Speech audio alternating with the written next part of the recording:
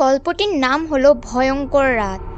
শহরের শেষ প্রান্তে একটা পুরনো পরিত্যক্ত বাড়ি ছিল। বলা হয় যে কেউ ওই বাড়িতে ঢুকেছে আর তারা কখনো ফিরে আসেনি। গল্পটা শুরু হয় 5 জন বন্ধুর সাথে: নিলয়, সোহেল, নাসির, শিমুল আর প্রিয়াঙ্কা। তারা একদিন ঠিক করলো সেই রহস্যময় বাড়িটিতে এক রাত কাটাবে। সন্ধ্যা নামতেই তারা বাড়ির দিকে রওনা হলো। বাড়িটি ছিল অন্ধকার, ধুলো, মলিন আর দরজার কপাটগুলো সব ছেঁড়া। বাড়ির ভেতর ঢুকতেই তাদের গায়ে শীতল অনুভূতি হলো। শিমুল বলল, এই বাড়ির ভেতর কিছু একটা আছে, আমি নিশ্চিত। কিন্তু বাকিরা তার কথা উড়িয়ে দিল। প্রথম অস্বাভাবিক ঘটনাটা ঘটলো তখন। নাসিরের মোবাইলে হঠাৎ একটা ভিডিও চলে আসে। সেখানে দেখা গেল তাদের 5জনই এক অন্ধকার ঘরের ভেতর আটকা পড়েছে, আর ঘরের কোণে একটা ছায়া মূর্তি দাঁড়িয়ে আছে।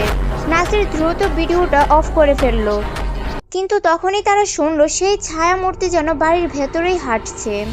শিমুল হঠাৎ নিখোঁজ হয়ে গেল। অনেক খোঁজাখুঁজি করেও তার সন্ধান পাওয়া গেল না। সবাই তখন আতঙ্কিত হয়ে পড়ল। নিলয় বলল, এখনই এই বাড়ি থেকে বের হতে হবে। কিন্তু দরজা জানালা সব বন্ধ হয়ে গেল, যেন তারা এক অদৃশ্য শক্তির হাতে আটকা পড়েছে। শিমুলের চিৎকার শোনা গেল। সবাই দ্রুত ছুটে গেল সেই দিকে, কিন্তু তারা যা দেখলো তা বিশ্বাস করা কঠিন ছিল। শিমুলের শরীর অর্ধেক মাটির নিচে, আর তার চোখে ভয়ঙ্কর আতঙ্কের ছাপ। সে কাঁপতে কাঁপতে বলল, ওরা আমাকে ছাড়বে না, ওরা সবাইকে নিয়ে যাবে।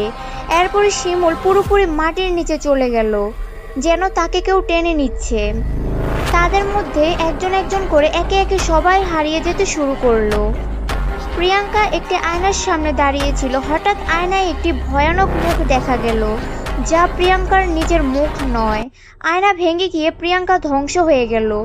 সোহেল ভয়ানক হাসি শোনার পর কোথাও চলে গেল। শেষে শুধু নিলয় বেঁচে ছিল। সে বুঝতে পারল এই বাড়ির অশুভ আত্মাগুলো তাদের সঙ্গে খেলছে।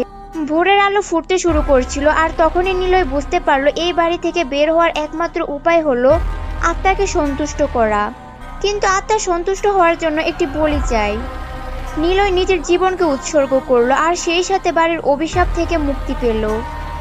সকালে মানুষজন বাড়ির সামনে এসে দেখলো বাড়ির দরজা হালকা খোলা, কিন্তু ভেতরে কেউ নেই। কেউ কেউ বলে নিলয়ের আত্মা এখনো সেই বাড়িতে ঘুরে বেড়ায় আর অপেক্ষা করে নতুন শিকারদের জন্য।